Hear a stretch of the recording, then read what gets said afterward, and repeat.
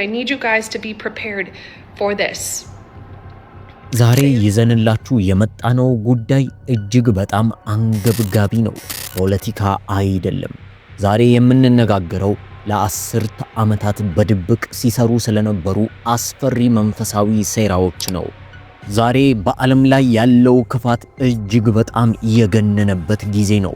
የምታዩት ነገር ቢኖር የሰው ልጅ ክፋት ጣሪያ የነካበትን የሕፃናት መስዋዕትነትና በዓለም ስልጣን ላይ ያሉ አካላት ከጨለማው ዓለም ጋር ያላቸውን ጥልቅ ቁርኝነት ነው።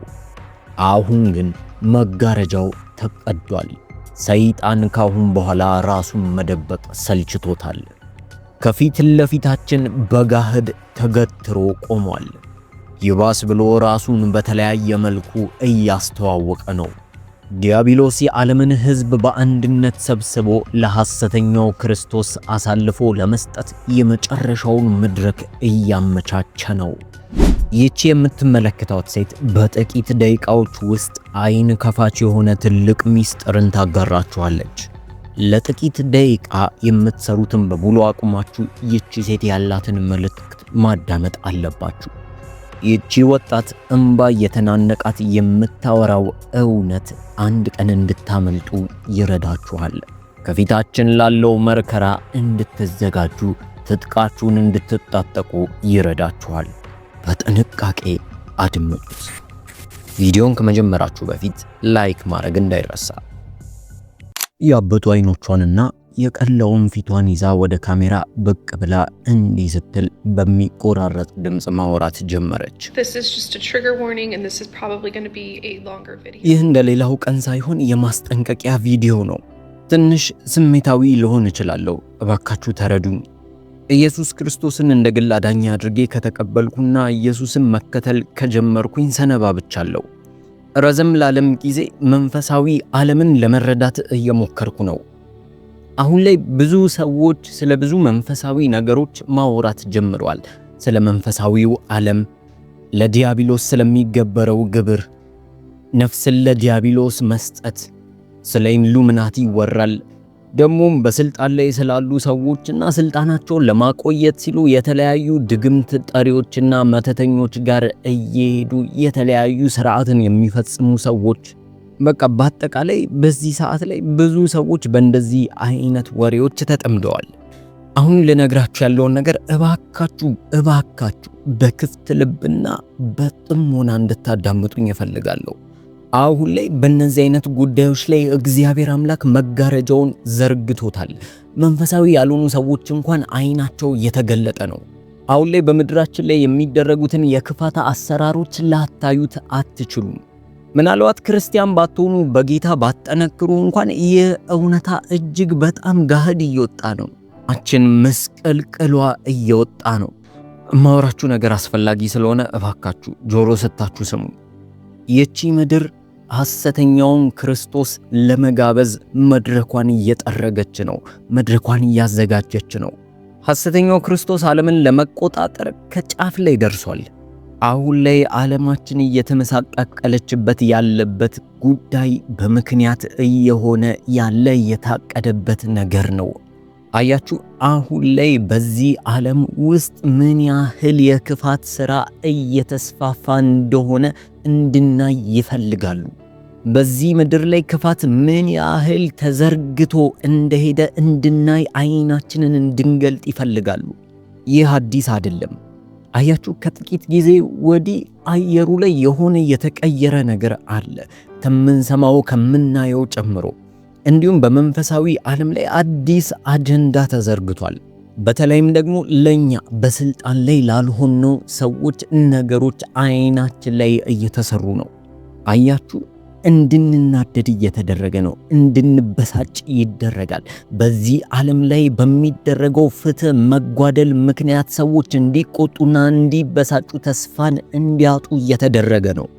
አያችሁ፣ እናንተ የምታዳምጡኝ እጅግ በጣም እንድትጠነቀቁ ፈልጋለሁ። ይህ የሚደረገው ነገር እኛን ለመሸንገልና ለማታለል ብቻ ነው።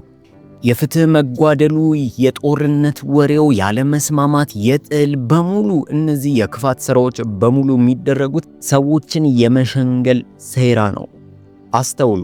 እነሱ እንድናይ የሚፈልጉትን ነገሮች ብቻ ነው እንድናይ የሚያደርጉት። ይህ ደግሞ የነዚህ ሰዎች የመቆጣጠሪያ ሲስተም ነው። እነዚህም በዓለም ላይ የሚፈጠሩ የክፋት አሰራሮች በሙሉ እንድናይ የሚያደርጉን በምክንያት ነው። በዚህ ሁሉ መሃል የሚገርመው የተወሰኑ ሰዎችን እየጠበቋቸውና ከለላ እያደረጉላቸው ነው። የማይገባቸውንና ፍትህ የሚያስፈልግበት ጉዳይን አደባብሰው ያልፋሉ። አያችሁ፣ የሰው ልጆች በስልጣንና በኃይል ላይ ሰዎች ሲወጡ እምነታችንን እንድንሸረሽር እያደረጉን ነው። አሁን ላይ ማንም ወጣ ማንም ስልጣን ላይ የወጣውን የማመን ፍላጎታችን እየቀነሰ ነው። ያንን ሰው ማመን አንችልም። ብቻ ማንም ስልጣን ላይ ወጣ፣ በነዛ ሰዎች ላይ የሆነ ክፋትን እንድናይ ያደርጉናል። ይኸውላችሁ የምንኖረው መንፈሳዊ ዓለም ነው። ዲያብሎስ ደግሞ የዚህች ዓለም ገዢ ነው። ለዛ ነው በምድር ላይ ብዙ ህመምና ስቃይ እየበረታ የመጣው። ብዙ ሰዎች እየተሰቃዩ ነው። ምክንያቱም ዓለምን እያሽከረከራት ያለውና ዓለምን የሚቆጣጠራት ዲያብሎስ ነው። አያችሁ፣ በእነዚህ መንግስታትና ነገስታት ምክንያት ክፋቶች እየተሰራጩ ሲመጡ እንድናይ ይደረጋል። ማህበረሰቡ እንዲዳከምና እንዲሰላች ይደረጋል። በነገሮች ተስፋ እንዲቆርጡ፣ በነገስታት ተስፋ እንዲቆርጡ ይደረጋል። አያችሁ፣ ልክ ማህበረሰብ ተስፋ መቁረጥ ሲጀምርና ባለው የፍትህ አሰራር ላይ እጅግ በጣም ማዘን ሲጀምር አንድ አዳኝ የሆነ ወይም ደግሞ አንድ ይቤዠናል ወይም ይጠቅመናል፣ እሱ ፍትሃዊ ነው የሚሉትን ሰው እንዲፈልጉ ይሆናል። እኔ እንኳን በጊዜ አሁን ላይ ብዙ ሰዎች ሲጨናነቁ አይቻለሁ። አሁን ቀጥሎ ምንድነው የምናደርገው? ለማን ነው የምንመርጠው? ደግሞ የትኛውን መንግስት ማጽደቅ አለብን? ይህንን ክፋት ለማቆም ምንም ነገር ማድረግ አንችልም። ማንም ስልጣን ላይ ወጣ ማንም ምንም ነገር እንደማያደርጉ እናውቃለን። እከሌን ገደሉት፣ እከሌን አሰሩት። ይህ በሙሉ በጥቂት ጊዜ ውስጥ እየበዛና እየተከማቸ ያለ ወሬ ነው። አያችሁ፣ ይህ ሆን ብሎ የሚደረግ ሴራ ነው። ይኸውላችሁ ለምን እንደዛ አልሽ እንደምትሉ እርግጠኛ ነኝ። ደግሞም ልክ ናችሁ። አሁን ለምነግራችሁ ነገር ራሳችሁን እንድታዘጋጁ እፈልጋለሁ። አያችሁ፣ ዓለም በዚህ ሁሉ ሁካታና ፍርድ አጣን በሚሉ ሰዎች ስብስብ መሃል በድንገት ያ ሐሰተኛ ክርስቶስ እንዲገባ ይደረጋል። ልክ ሐሰተኛው ክርስቶስ በሚመጣ ሰዓት የሰው ልጆችን ጥያቄ መልስ በሙሉ ይዞ ይመጣል። ልክ እሱ አዳኝ እንደሆነና ምንም ስህተት እንደሌለበት አይነት አርጎ እንድናየው ያደርጋል። ለሁሉም መጥፎና ክፋት በሙሉ ምላሽን መስጠት ይጀምራል። ሰዎች እንደሚፈልጉት አርጎ ዓለምን ይቆጣጠራል። በሰው ልጆች ዘንድ ይህ በዓለም ላይ የታየው ትልቁ ሽንገላና ማታለል ይሆናል። ሰዎች ሳይወዱ በግዳቸው መቀበል ይጀምራሉ። ይህ ሰው ፍትህና ጽድቅ እንዳለው ያወራሉ። አያችሁ፣ መጽሐፍ ቅዱሳችን ሲነግረን ሐሰተኛው ክርስቶስ ሁሉንም ሰው እንደሚሸነግል ይናገራል፣ እንደሚያታልላቸውም ጭምር። እግዚአብሔር ቃል በማቴዎስ ወንጌል ምዕራፍ 24 ቁጥር 23 ላይ እንዲህ ብሎ ይነግረናል። በዚያን ጊዜ ማንም እነሆ ክርስቶስ ከዚያ አለ ወይም ከዚያ አለ ቢሏችሁ አትመኑ። ሐሰተኛ ክርስቶሶችና ሐሰተኛ ነቢያቶች ይነሳሉና ቢቻላቸውስ የተመረጡትን እንኳን እስኪያስቱ ድረስ ታላላቅ ምልክትና ድንቅን ያሳያሉ ይለናል። ሐሰተኛው ክርስቶስ ክርስቲያኑን እንኳን እስኪያስት ድረስ ይሰራል። በዚህ ዘመን ላይ ዲያብሎስ ለመደበቅ እንኳን እየሞከረ አይደለም። ዲያብሎስ በገሃድ በአደባባይ እየወጣ ነው። ፊት ለፊታችን እየተጋፈጠን ነው። ያለና የኮራ እየሆነ ነው። እኛ ግን ይህ ታሪክ እንዴት እንደሚያልቅ እናውቃለን። እባካችሁ ሰዎች መጸለይ ጀምሩ። ሳታቋርጡ ጸልዩ። በሚመጣውና እናድናችኋለን በሚለው እንዳትታለሉ። ፍርድን የሚያመጡና ፍቅር ያላቸው የሚመስሉ ነገር ግን ከጥልቁ የተላኩ አሉ። የአንድን ሰው መልካም ፍሬ የመለየት ጸጋ ሊሰጣችሁ ይገባል። ከአፋቸው ከአንደበታቸው የሚወጣውን ቃል የመለየት ጸጋ ሊኖራችሁ ይገባል።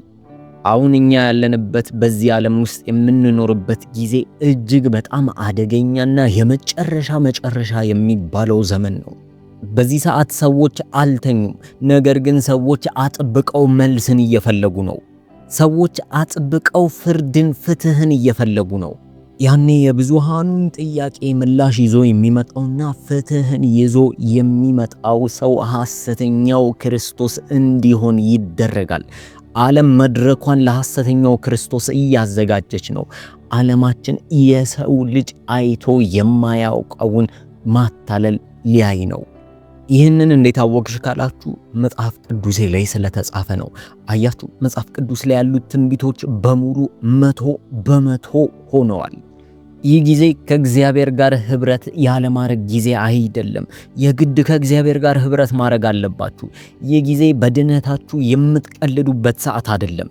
ይህ ጊዜ ማንም በእግዚአብሔር ስም የሚመጣው በሙሉ መልካምና የእግዚአብሔር መንፈስ አለበት ማለት አይደለም። ለዚህ ነው የእግዚአብሔር ቃል በመጽሐፍ ቅዱሳችን ሁለተኛ ቆሮንቶስ ምዕራፍ 11 ቁጥር 14 ላይ እንዲህ የሚል ቃል የሚነግረን፣ ሰይጣን ራሱ የብርሃንን መልአክ እንደሚመስል ራሱን ይለውጣልና ይለናል። ይህንን ለማስቆም ምን መደረግ እንዳለበት አላውቅም። መቆም እንዳለበት እንኳን አላውቅም። ነገር ግን ዓለም ኢየሱስ ያስፈልጋታል። ሰዎች በኢየሱስ ስም አምነው ሊድኑ ይገባል። ከኃጢአታችን ልንርቅ ይገባል። ንስሐ የመግቢያ ጊዜያችን ነው። አንድ ነገር አውቃለሁ፣ እጅግ በጣም አደገኛ ጊዜ ላይ ነን ያለነው። በተለይም ደግሞ ኢየሱስ ክርስቶስን በግል ህብረት የማታረጉና የማታውቁ ሰዎች እጅግ በጣም ከፍተኛ አደጋ ከፊት ለፊታችሁ አሉ። ምክንያቱም መንፈስ ቅዱስ በውስጣችሁ ከሌለ አደጋ ላይ ናችሁ።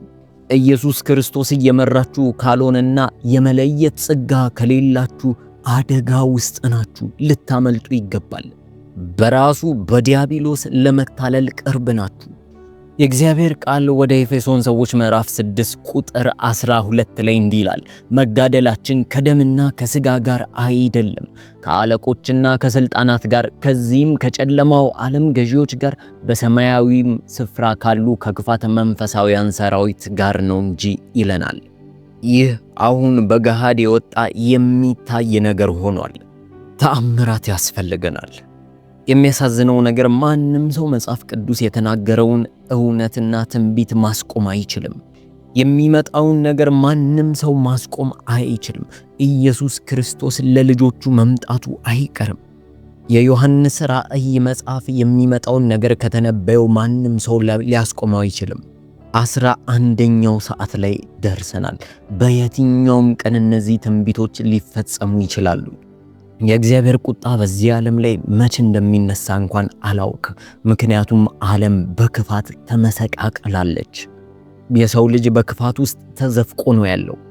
ይህ ሰዓት በድነታችሁ የምትቀልዱበት ሰዓት አይደለም። ያለ ዓላማ የምትዞሩበት ጊዜ አብቅቷል። ከእግዚአብሔር ጋር ያላችሁን እርምጃ የምታስተካክሉበት ጊዜ አሁን ነው። የመለየት ጸጋ እንዲሰጣችሁ ጸልዩ፣ ተግታችሁ ጸልዩ። መጽሐፍ ቅዱሳችሁን በጥልቀት ለማንበብ ሞክሩ። እንዳትታለሉ የእግዚአብሔርን ጦር ዕቃ ልበሱ። በዚህ ዓለም ላይ በቅርብ ጊዜ አንድ ትልቅ ለውጥ መፈጠሩ አይቀርም። ለዛ ልትዘጋጁ ይገባል። የተመረጡትን የሚያስት ነገር መምጣቱ አይቀርም። ተዘጋጁ። መድረኩ የተዘጋጀለት ያ ሐሰተኛ ክርስቶስ መምጣቱ ቅርብ ነው። እባካችሁ ጸልዩ። ይህ ወጣቷ ያስተላለፈችው አንገብጋቢ መልእክቷ ነው። ሊመጣ ላለው ነገር ተዘጋጅተዋል። ራሳችሁን ምን ያህል ታምኑታላችሁ? የዛሬው ቪዲዮ የሚያሳየን አንድ ትልቅ ሐቅ አለ። የምንኖረው መጋረጃው ተቀዶ ክፋትና ደግነት ፊት ለፊት በሚጋጠምበት ዘመን ላይ ነው። አጋንንትና ዲያብሎስ በኃይለኛው የሚሮጡበትና በጋህድ በአደባባይ የሚታዩበት ዘመን ነው። እነዚህ የምናያቸው የክፋት ስራዎች፣ የተለያዩ ዓለም ላይ ያሉ ጦርነቶች፣ የኑሮ ውድነት በሙሉ በአጋጣሚ የተገለጡ አይደሉም። ይልቁንም ዓለም ለትልቁ ማታለል መድረክ እያዘጋጀች እንደሆነ ማሳያ ነው። አስተውሉ። ዓለም በፖለቲካ ሆነ በሌላ መንገድ አንድ የሚያደርጋት መድህን ስትፈልግ የሚመጣው አካል እውነተኛ መዳኛ ሳይሆን ትልቁ አሳችና ሐሰተኛው ክርስቶስ ነው።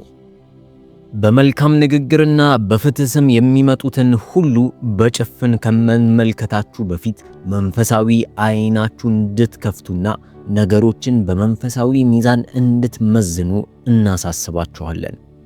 የዛሬው ትልቁ ጥያቄና የቤት ሥራ ለእናንተ ይህ ነው። ዓለም እንዲህ ባለ የሞራልና የመንፈሳዊ ውድቀት ውስጥ በምትገኝበት በዚህ ሰዓት እናንተ ራሳችሁንና ቤተሰባችሁን ከመታለል ለመጠበቅ ምን እያደረጋችሁ ነው? እውነተኛውን የልብ ሰላም የምትፈልጉት የት ነው? ይህንን ጥያቄ እየጠየቅን ይህንን መልእክት ለወዳጅ ዘመዶ በማጋራት የንቃቱ ተካፋይ እንዲሆኑ ያድርጉ። ሐሳባችሁንና ስጋታችሁን በኮሜንት መስጫው ስር በዝርዝር ጻፉልን። ኢየሱስ ክርስቶስ ሊመጣ ከደጅ ነው። ማራናታ